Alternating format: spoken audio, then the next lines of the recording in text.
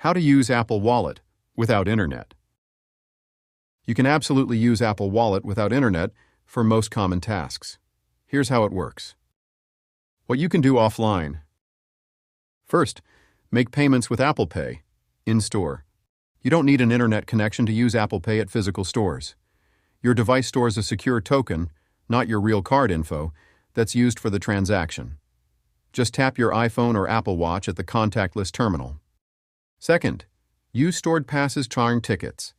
If you've already added boarding passes, movie tickets, or event passes to Wallet, they can be scanned and used even if you're offline. Just open Wallet and tap on the pass. Third, use transit cards, Express mode.